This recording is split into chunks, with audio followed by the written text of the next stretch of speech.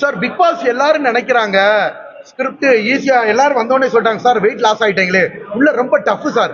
எந்த ஸ்கிரிப்டும் கிடையாது. Big pass ஹவுஸ்குள்ள நாங்க உள்ள போயிட்டோம்னா எங்களை அடைச்சிருவாங்க. முழுக்க முழுக்க அங்க நடந்தது அனைத்துமே உண்மை.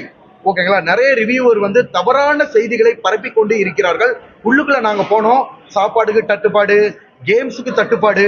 ஓகேங்களா. ஸோ அவங்க சொன்ன டாஸ்கை பண்ணிக்கிட்டே இருக்கும். ஒரு ஸ்கூல்ல படிச்சா கூட ஃப்ரீயா இருக்கும். ஓகேங்களா. இது வந்து பாத்தீங்கன்னா any time Bigg Boss voice வந்துகிட்டு இருக்கும். நிறைய விஷயங்களை கத்துக்கலாம், உலக அனுபவங்களை கத்துக்கலாம். வீட்டு வேலைகள் கத்துக்கிட்டாங்க. எனக்கு சுடுதண்ணி கூட வைக்க தெரியாது. பட் அங்க போய் காய்கறி கட் பண்றதுல இருந்து, பாத்திரம் கழுவுறதுல இருந்து, டாய்லெட் கழுவுறதுல இருந்து அனைத்து வேலைகளும் கத்துக்கிட்டோம்.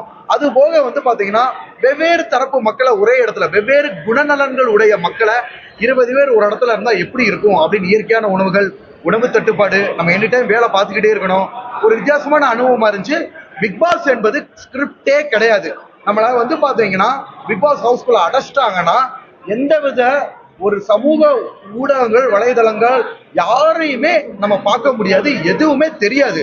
ஒன்ஸ் பிக் பாஸ் ஹவுஸ்ல அடைச்சிட்டாங்கன்னா அங்க நடக்கும் அனைத்தும் உண்மையே.